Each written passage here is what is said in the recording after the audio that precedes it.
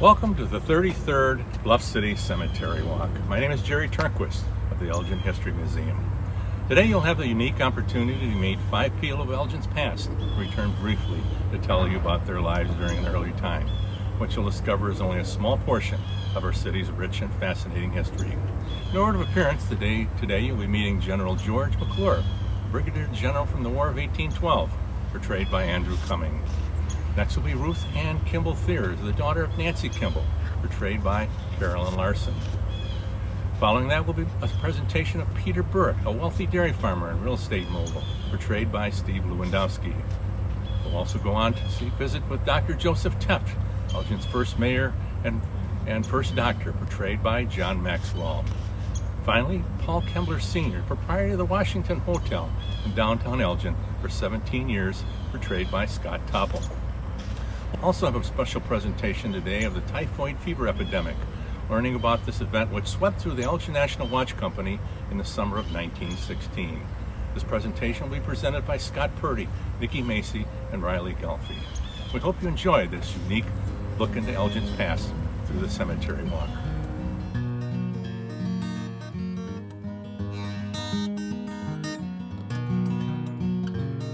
Hello and welcome to Bluff City Cemetery.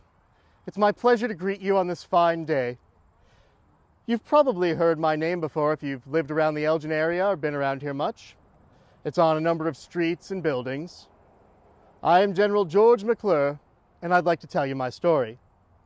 I was born in Londonderry, Ireland in 1771 to Scottish parents. I went through a fairly normal childhood. My education was standard. When I grew up, I went to school for a law degree, which I never actually worked as a lawyer, but it was very useful later in life. I continued on and decided as soon as my education was done that Ireland wasn't big enough for me. So in 1793, I emigrated to the United States, where I landed in Steuben County, New York, and founded the town of Bath. The next 2 years were very busy for me as I worked at a number of business started and worked very hard to develop my town. But it was 1795 that things really came together for me, both personally and professionally, when I met and married my beautiful wife, Eleanor Bowl. We had 4 lovely children together, 2 sons and 2 daughters. And that's also the year that I joined the United States military, starting out as a militia commander before eventually becoming a brigadier general, a position which I held until the end of the War of 1812.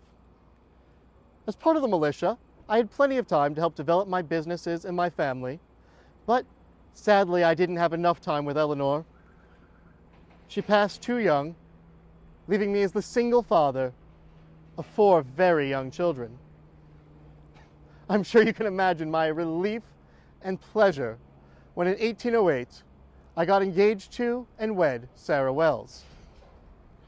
I was able to have 9 more children with her, 5 sons and 4 daughters, and keep developing my businesses until finally we had a war against the British in 1812, and I got called up for more active service. My men and I served in a number of skirmishes, and eventually I was ordered to attack and burn the British town of Newark, or as you know it, Niagara Falls.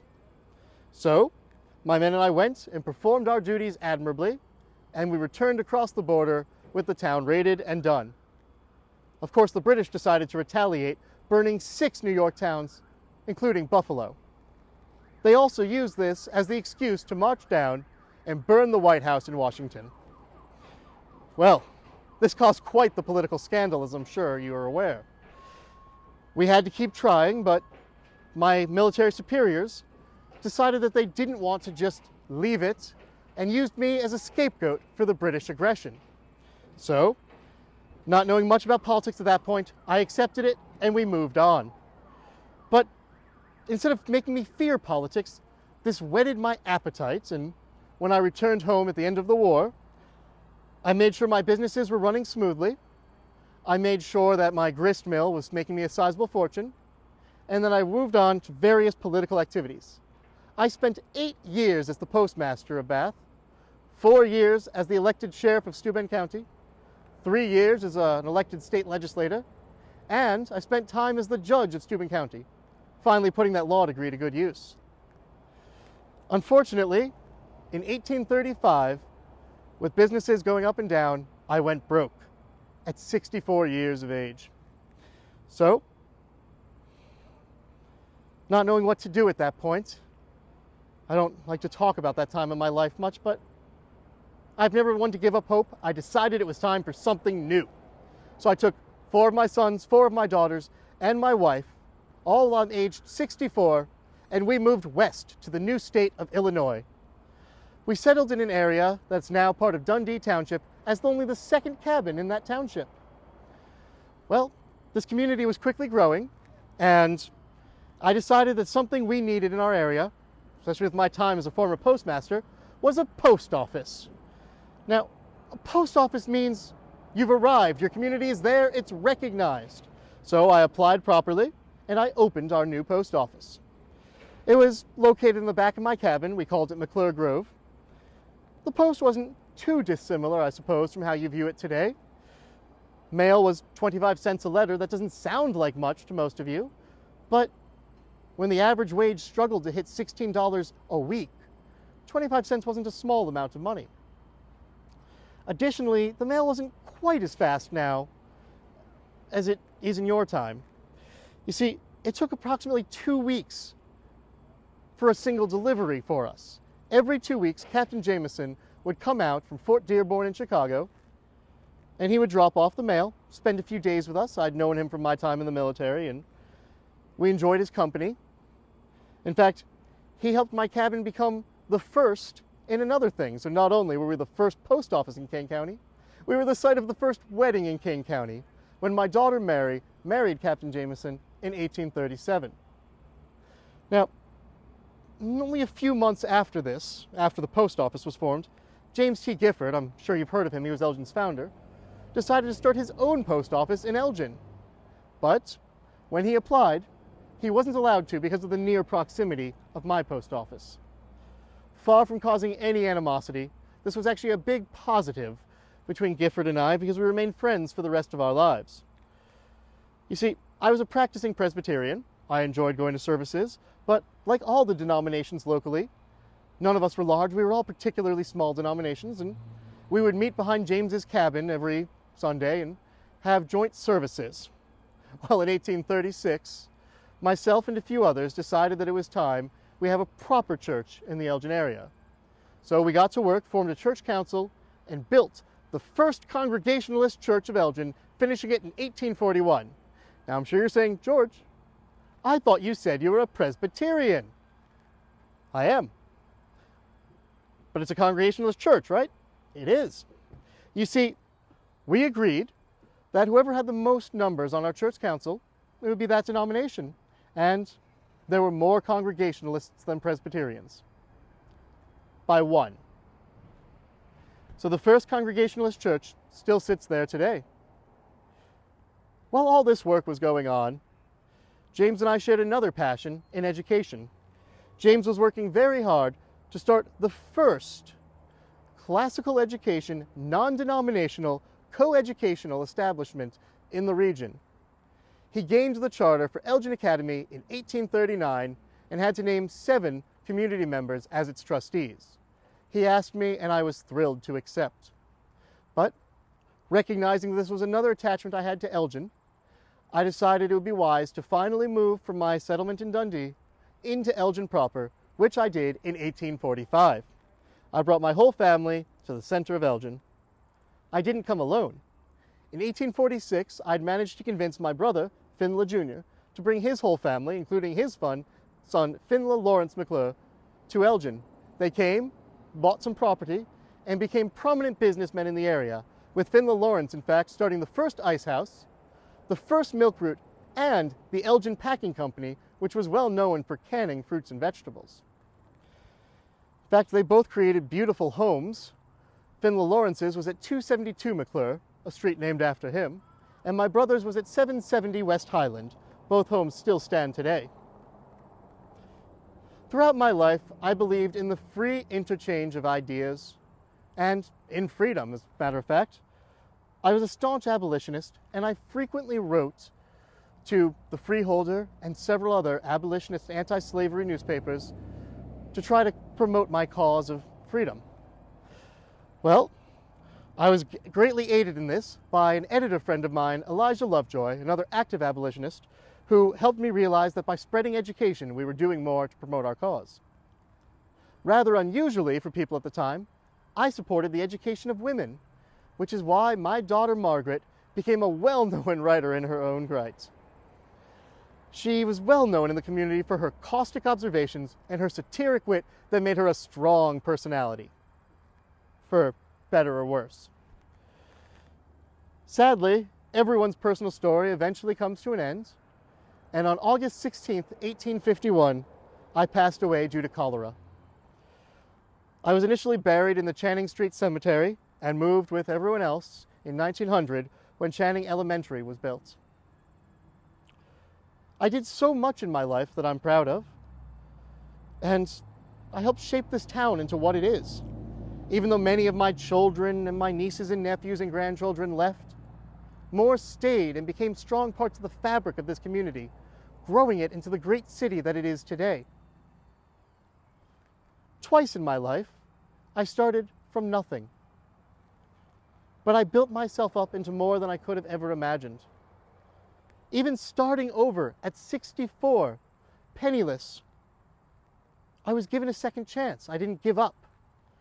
I'd like to encourage each and every one of you here today not to give up. Another chance can always come along. I'd like to thank you for coming out, and please enjoy the rest of your day at Bluff City Cemetery.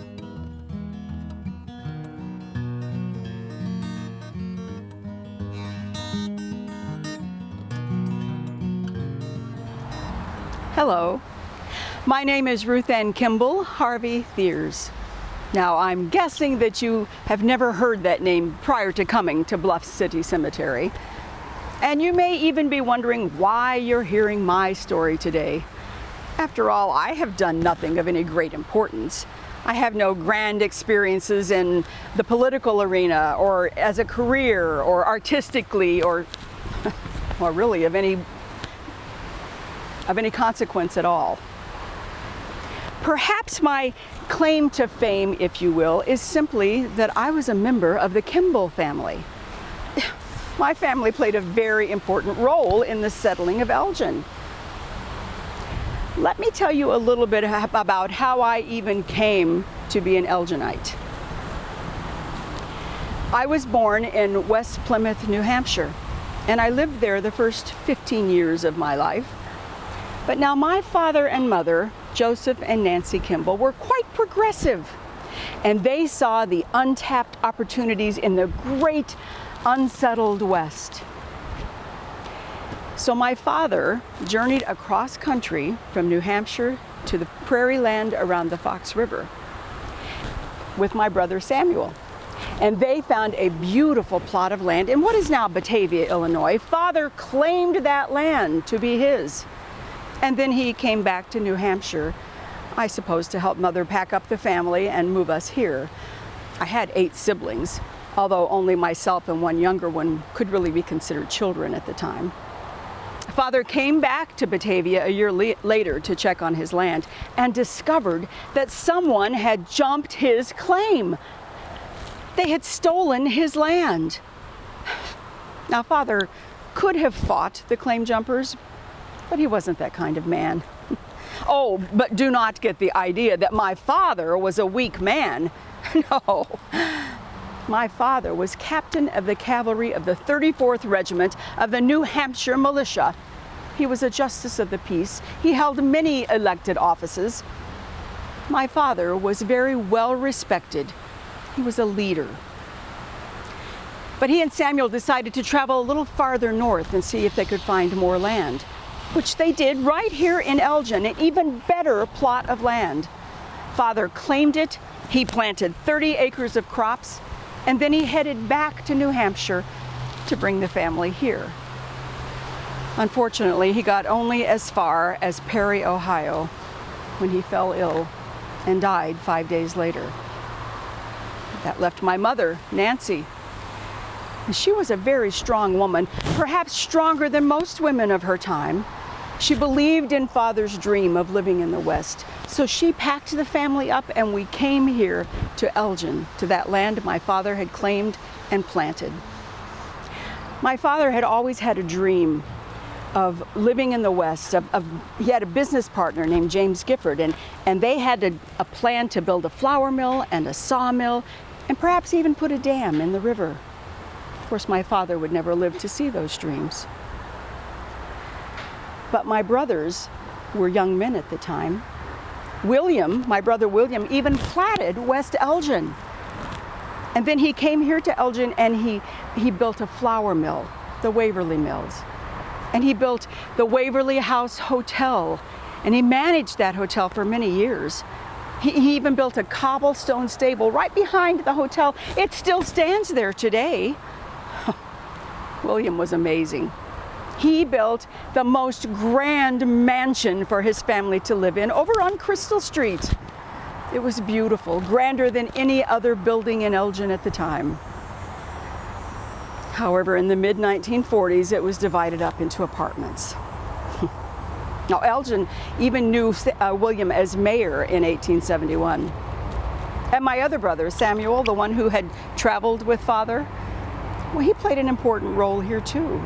He was instrumental in getting the railroad from Chicago out to Elgin, and then in establishing an early morning dairy train and an evening dairy train, so that dairy farming here in the plains around the Fox River became quite profitable. That leaves my mother. She was a charter member of the Baptist Church here. Mother lived to be 100 years old, and the celebration of that centennial was quite the event here in town. So many people came to wish her well. And that Baptist church, they sent her a floral bouquet that had 100 blossoms in it. Mother was in good health. She was able to receive all those well wishes. When she did pass away about a year later, she was recognized as one of the grandest, best known, kindest, most respected women in all of Elgin. I was quite proud to be her daughter. So you've heard about how I came to be here in Elgin.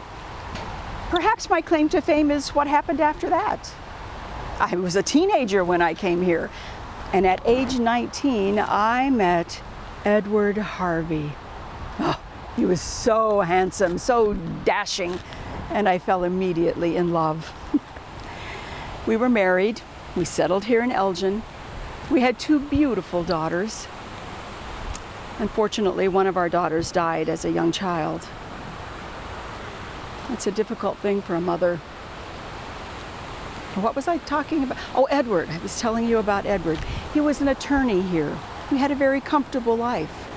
And I was so very proud of him when he was commissioned as a captain in the 2nd Illinois Volunteer Infantry in the Mexican War. And as he left to go to that war, oh, I was proud of him, and I anticipated his return here. Unfortunately, he fell ill and died in Pueblo. He never came home. I was blessed, though, to find love a second time. 4 years later, I met Chauncey Thiers. He was a good man. We married and settled here in Elgin. We had 2 sons. And again, we lost one of our sons as a young man in a railroad accident. Chauncey was a notary public. He had a very public life, and he often would counsel people to not take their differences to court, settle out of court. You see, Chauncey lived by the golden rule: do unto others as you would have them do unto you. He was a good man. He wanted to get into politics. He was running for county clerk, so he attended the convention, the political convention in Geneva. He would have been elected too. Unfortunately, he fell ill at that convention and he died. He was grieved by many people. He was well respected and he was loved. So are any of these the reason that you're hearing my story today? Well, perhaps there's one other reason. Perhaps my claim to fame is simply that at the time I departed this life, I was one of the oldest members of the Baptist Church here. I was well respected. I was well known in the community. I am proud to say that I treated people with fairness and with kindness, just as my parents taught me. I had lived in Elgin for 61 years. I saw this town go from a sparsely populated prairie town with only 2 cabins to the fine city that it was when I departed this life. Why, I was here even when they had the first general election with a ballot box, although I wasn't allowed to vote. So do you think you understand my claim to fame yet? I will tell you what it is.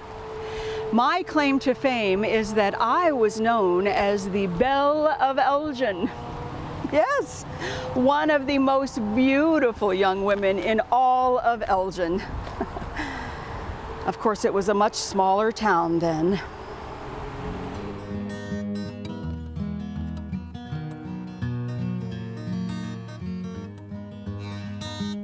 Welcome to my home. Please sit down.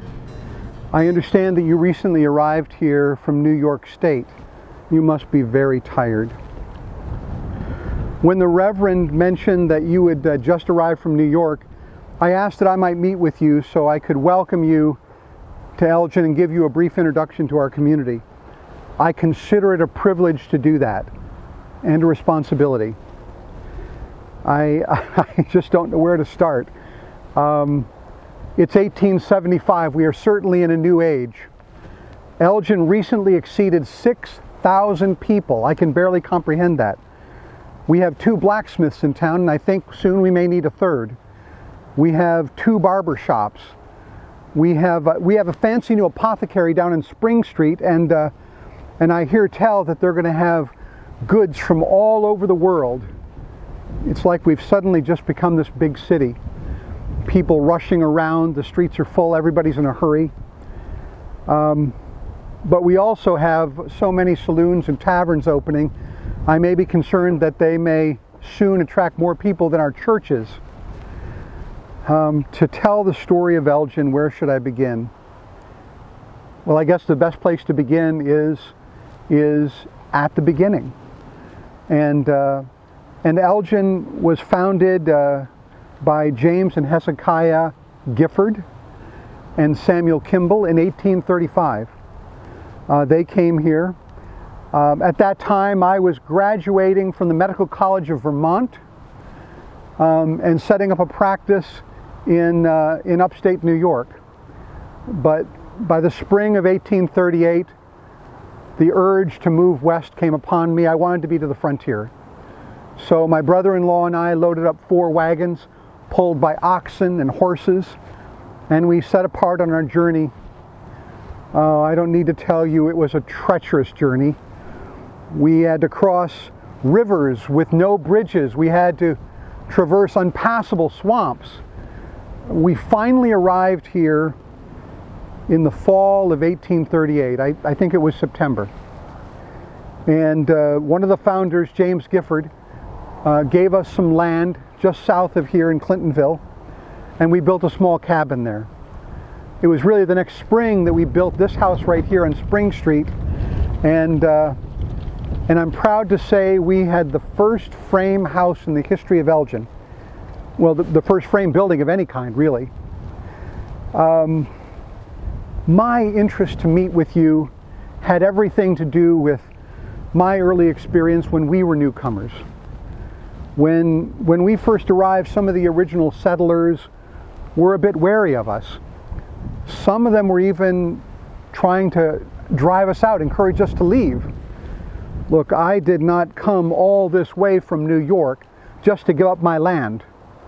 I later learned that there were several of them that were looking to expand their land holdings at my expense once their original claims were perfected.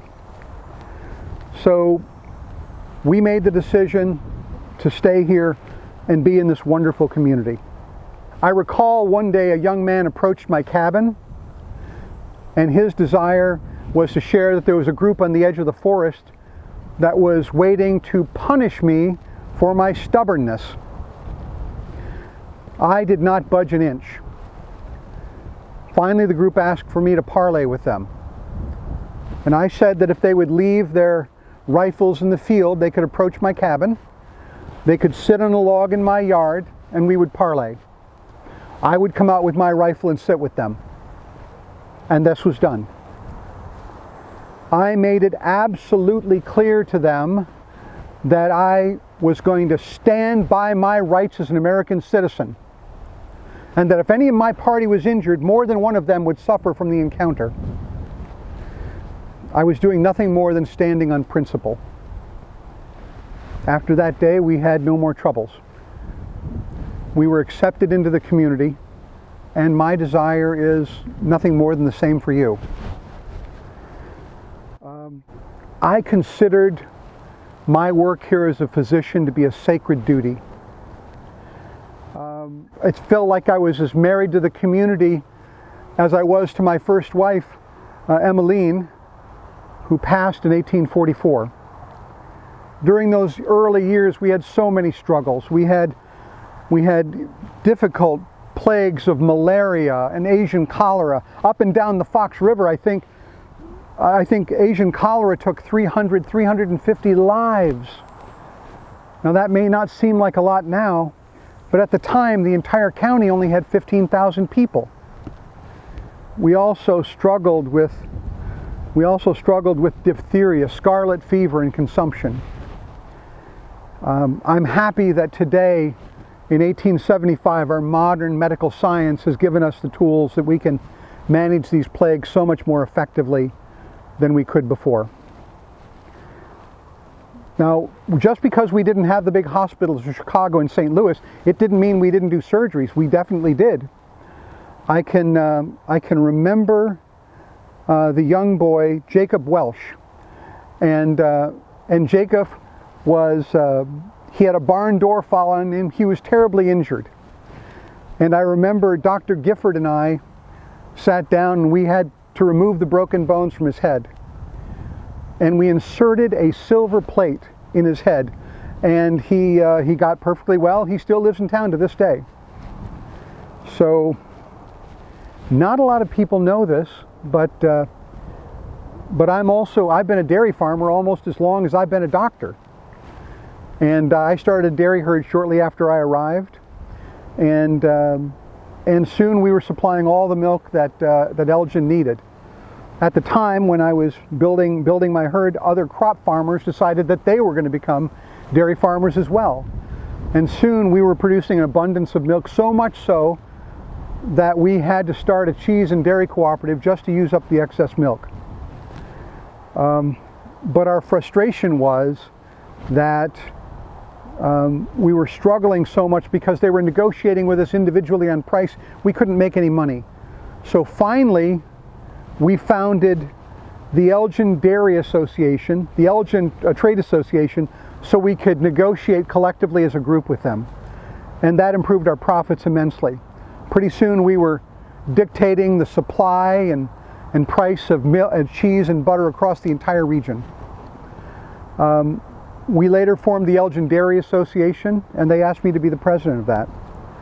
And finally, I was president of the Illinois Dairy Association as well. So I guess in closing, I just want to say welcome. I want to say thank you for coming here, because Elgin's a great community for the people who chose to come here and the people who chose to stay here. I'm giving you the great privilege and the honor and the responsibility to be the welcome for those who will come after you. The line of progress extends far into the future in many generations, delivering prosperity and progress that we cannot imagine. And you are now part of that. So welcome. May I give you some tea?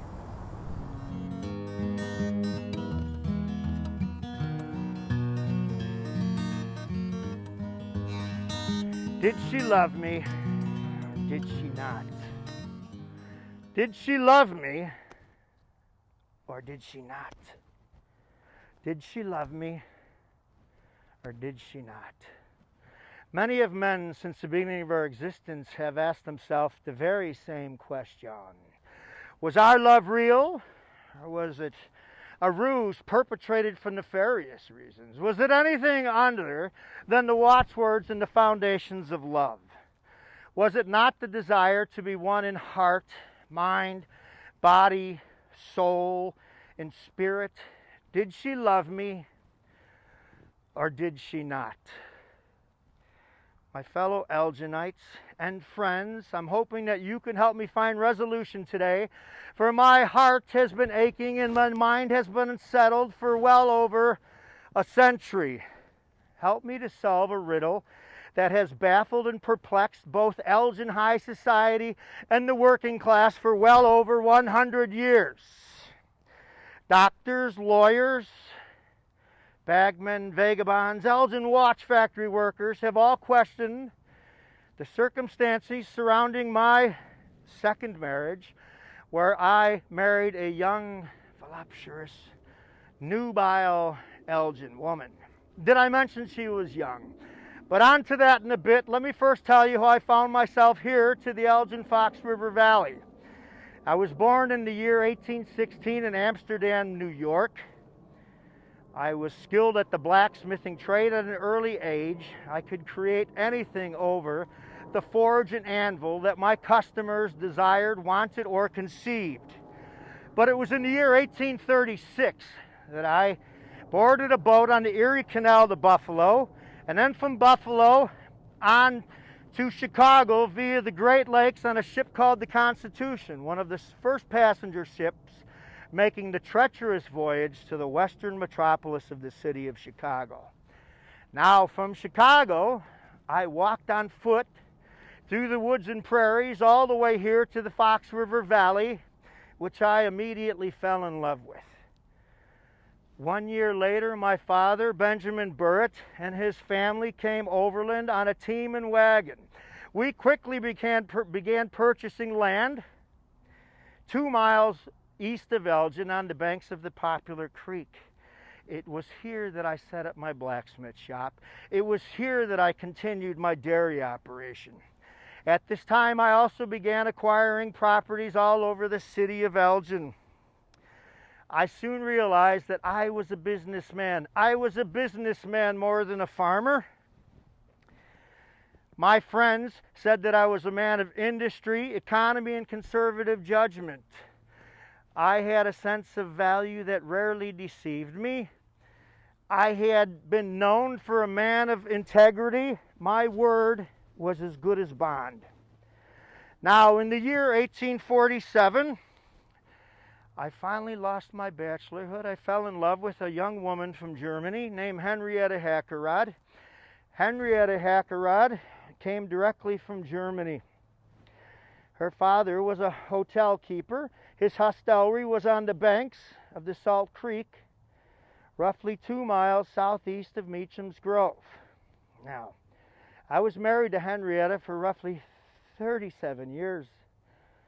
Halfway through our marriage, she came down with a debilitating illness, and I don't wish that upon any man. She was near paralytic and spent the last 15 years of her life bedridden. All those years that she was bedridden and ill, I was never by her side one time in the evening. I never left her side one time in the evening. My nurse, who took care of my wife for the last 3 years of her life, said that I was the most loving, kind husband in Illinois. Now, I may have been known as the most loving and kind husband in Illinois, but I was also known as quite a character. I was quite a character because I had earned my money at a young age. I was a spendthrift. I was carefree. I could be seen walking around downtown Elgin on some nights like royalty in a $500 sealskin coat. But more often than not, I was dirty. I was unkempt. I was slovenly. My beard needed to be trimmed, and I was desperately in need of a bath. I wasn't too keen on bathing. Now, I married my second wife, Rebecca McBride, in December of 1884. My wife died in February of 1884. Now, Rebecca McBride, she graduated from the Elgin Academy and at the 18 years of age. From there, she went to work for her brother's firm, and later on, she also worked for the South Elgin school districts. Now, it was Rebecca McBride, my second wife. She forced me to clean up. She forced me to disrobe my dirty clothing. Rebecca McBride forced me to trim my hair. Rebecca McBride forced me to release myself and shave my unkempt beard, and she forced me to bathe. The things that men will do for women. And I can assure you that I did bathe today, or possibly I did bathe yesterday, but either way. I was 68 years old when I married Rebecca. My Rebecca was, I was 68, as I said, and she was, and this is where you should say, Uncle Peter, as some people called me, or Mr. Burritt, as other people called me. Could you please repeat that? We can't quite understand. You are telling us how old Rebecca was, and we cannot quite understand it. My Rebecca was just 23 years of age. No judging, no judging. Love is love. Please, no judging. Now, cynical gossip of the time. A newspaper account said there is a natural repugnance to the idea of the union of December and May, and many will feel a sort of sympathy for the young lady. It is absurd to suppose that love enters into such unions, yet Miss McBride leaves a comfortable home. Her mother is in good circumstances, and her father may said to be wealthy, to make pleasant the declining years of the aged man. Uncle Peter's health is in very poor condition. He is an invalid much of the time and is childless to that. I said, ha! I scoffed at that notion. I traveled quite extensively. I died in a hotel in California. Cynical gossip of the time said that my wife, Rebecca, was romantically involved with a man named William Gilbert before we were married. Mr. Gilbert owned a book and stationery store directly across the street from the library where Rebecca worked. A newspaper account of the time said that Will indeed was at our wedding. Isn't that interesting? The gossip is that Rebecca married me with full approval by Will, knowing that my early demise, she would inherit my entire fortune. And that is French, by the way. Did she love me, or did she not? Did she love me for my wit, my charm, my humor, my good looks, my aged wisdom, or did she marry me for all of my real estate investments, which now total over 90? Did she love me for my stock investments?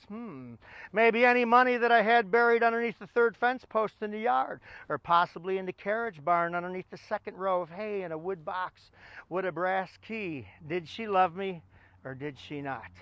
Whether or not that was the plan, it took longer than they expected, for I didn't pass away until June of 1892. I passed away in a hotel in California on a pleasure trip.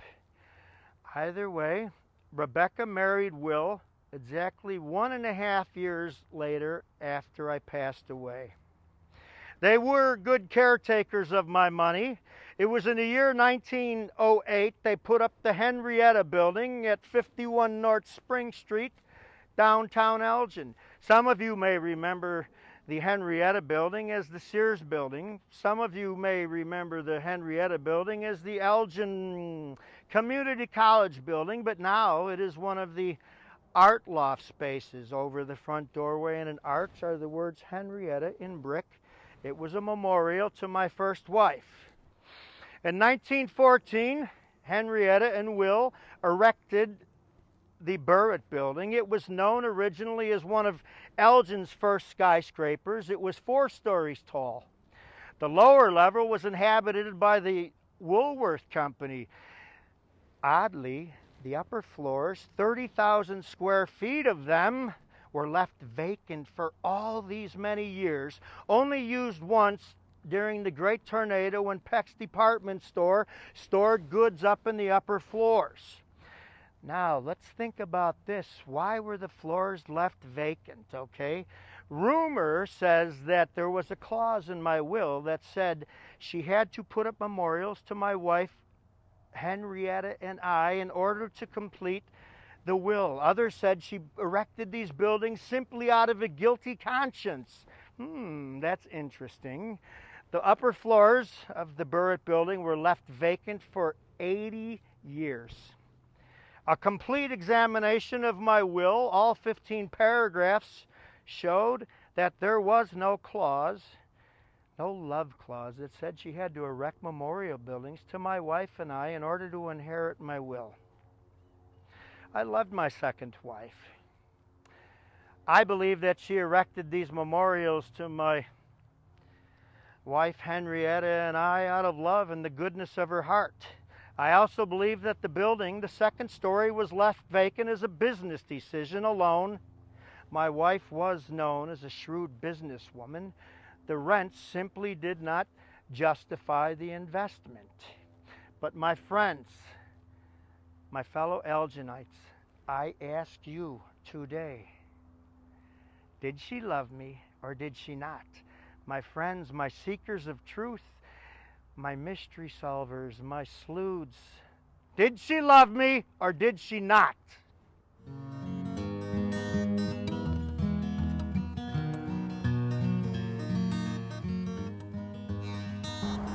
If you were passing through Elgin in the late 1800s, you may have rented a room from me. No, not here at Bluff City Cemetery. My name is Paul Kemler, and for 17 years I ran the Washington House Hotel. There were no mints on the pillows, there were no Keurigs in the rooms. We just had great customer service and clean rooms for everybody. I didn't clean the rooms or make the food. I had staff that did that too for me. I matched my employees to their skills. I have a quick story to tell you about that. I had a housekeeper. She liked to talk a lot. So I put her at the front counter because when people would come in, she could talk all she wanted with them and she could make our customers happy. She did a really good job of that. I was not born in Elgin. I'm actually a native of Germany, and I was born in 1837. I was one of 9 children, 7 boys and 2 girls, and I got myself a German education. And when I finished school, my father told me that I needed to have a career. So I mastered the trade of tanning, and I moved to Chicago when I was 19 years old. The tanning business was good. We continued on, and then the Great War happened. 4 years later, we had the Civil War. And my 3 brothers and I volunteered, and we served in the 24th Illinois Volunteer Infantry under Ulysses S. Grant. Yes, the great Ulysses S. Grant. Unfortunately, I was wounded in 1862 in Perrysville, Kentucky, but I was lucky to come home because many men did not. So when I got home, I changed my career and I started as a Chicago police officer. I took pride in helping the citizens. One night that haunts me the most was the night that Chicago caught fire. The flames, the heat, the smoke. I can still hear people screaming. There were cries of frightened children. A lot of the officers joined the fire brigade to help any way that we could.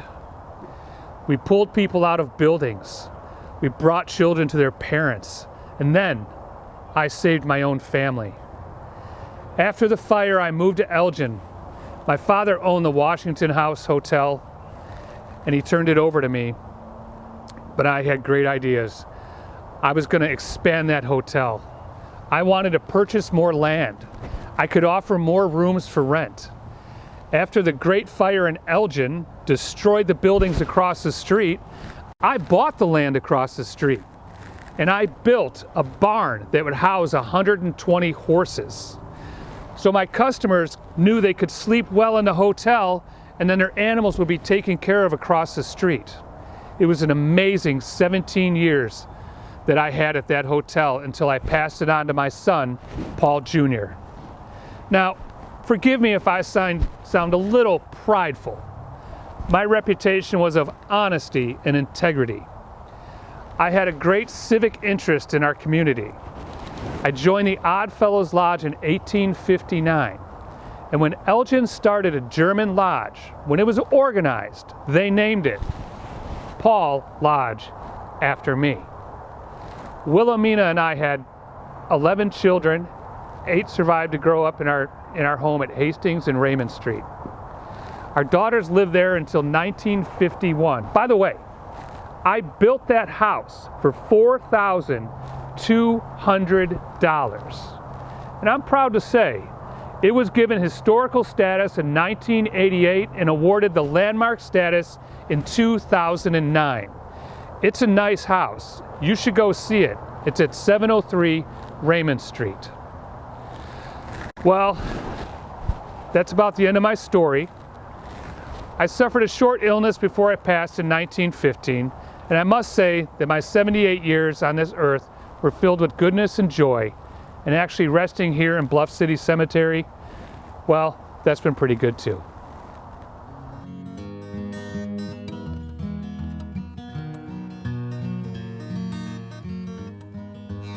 Hello, young ladies. Fancy meeting you here. I'm here to tell these people about the Elgin typhoid fever epidemic of 1916. You too. I suppose we can all three tell the tale together. Is that all right with you? Well, first let me introduce myself. I am Charles Helt, 78 years old, an employee of the Elgin National Watch Company in the timing room. And you, young lady? I too worked at the watch factory, although I worked in the escape room. My name is Edith Anderson and I'm 19 years old. There are many young women like me that worked at the watch factory. That's because as women we were found to be very detailed and had tiny hands to assemble the tiny watch parts. And you, young lady, you didn't work at the watch factory, did you? No, sir. I'm too young. I live in South Elgin with my family. My mother and I came down with typhoid fever after caring for other members in the family who were sick. Mm-hmm. In all, 5 members of our family took ill, but thankfully we all survived. Oh, thank God for that. Well, let me continue with a little information about conditions of the time. July 1916 was one of the hottest and driest months on record in Elgin at the time. There were 26 days of clear weather with practically no rain, and 14 of those days the temperature reached 90 degrees, with 4 days exceeding 100 degrees. At that time, the fever came. On July 5th, the first typhoid death occurred, and 8 others were sick. It was discovered that most of the people who were sick were employees of the Elgin National Watch Company. And to make matters worse, at that time several cases of smallpox were also reported. If I may interject, I want you to know efforts were made to contain these diseases. Quarantine signs were posted on houses where the contagious diseases were present. Neighbors were not to visit, and the milkman was not to pick up empty milk bottles. I learned that typhoid fever is a bacterial infection transmitted through contaminated milk, water, shellfish, and other foods. Symptoms include headache, sore throat, diarrhea, and a high fever. Sometimes as high as 105 degrees. After about 2 weeks, red spots appear on the chest and abdomen. After about 3 or 4 weeks, one usually recovers. Well, not so in our case, it's sad to say, Miss Anderson. Dr. Alban Mann, Elgin city physician, was keeping a record of all of the cases, but he couldn't find the source. The city water supply tested safe, and he could find no typhoid germs in the milk supply. So people had several theories about where the source might be. Some felt that it was the public bathing beaches, some the sediment at the bottom of the Fox River, and some thought that it might be the excavation of the new city sewer system. Even the automobile. My mother heard that some Elgin citizens who were traveling to other places were drinking contaminated water, infecting themselves and others when they returned to town. But what really was the cause of this deadly disease? It was indeed a mystery. By the middle of August, at least 25 cases had been identified, many who were watch factory workers. Several thousand people were vaccinated, not an easy task. The vaccine was given over a period of 3 weeks in 3 doses. There were many of those, both men and women, who fainted when given the shots. In the meantime, efforts were being made to find the cause of the contamination. Finally, on August 25th, Dr. Mann presented a report to the City Council stating that the source had been identified. 2 entirely different sources of waters mixed. One source was from the Fox River, used for industrial purposes and flushing latrines. The other was water stored from the artesian well, used for faucets and drinking fountains. That contaminated water was piped throughout the factory's buildings. My goodness, it was a terrible situation. No wonder it was that so many watch factory workers became ill. They then passed the disease on to others. Now, after the valve was located, it was shut down immediately, and live steam was sent through all the pipes.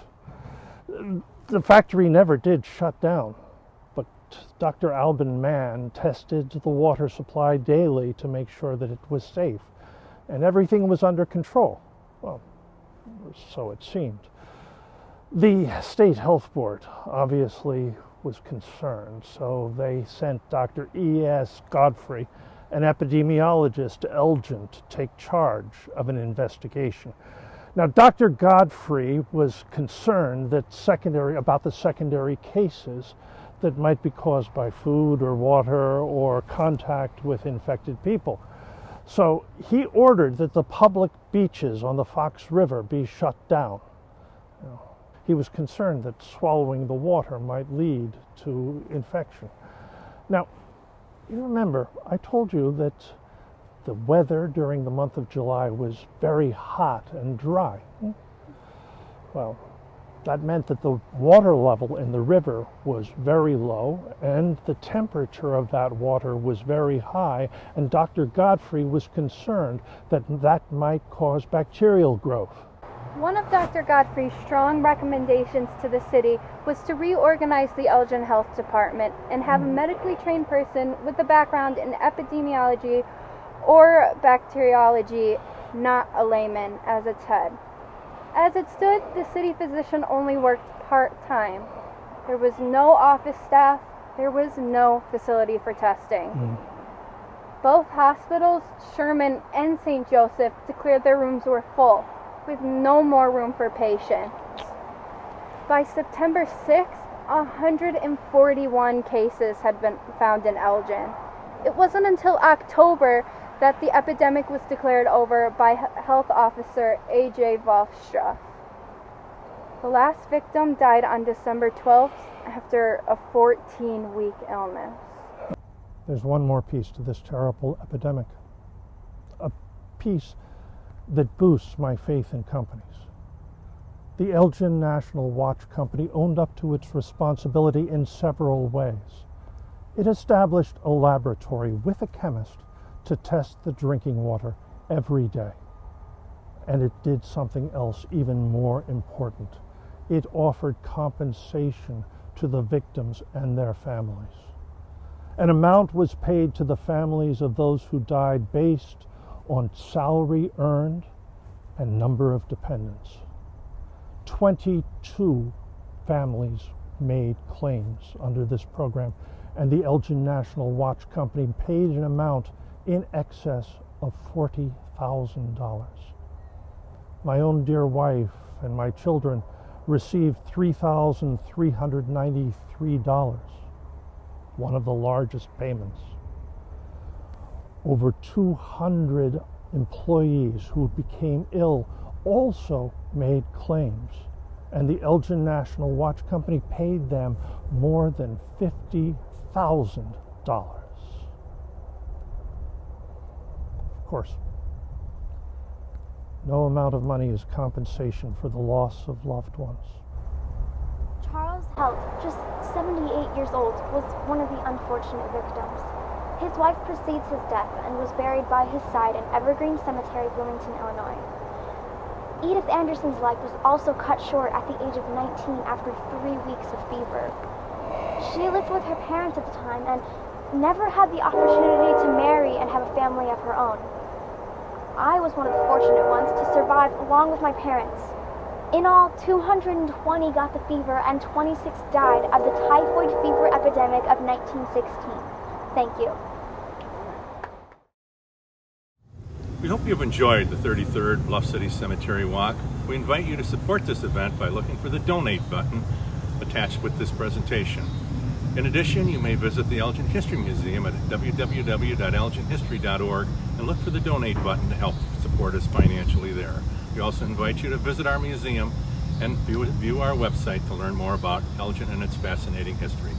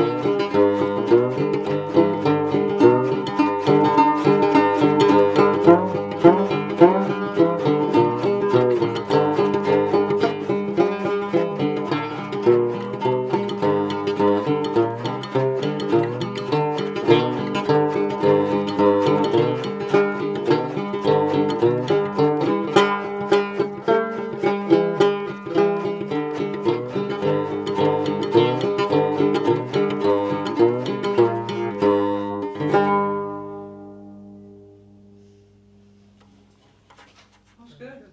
Very good.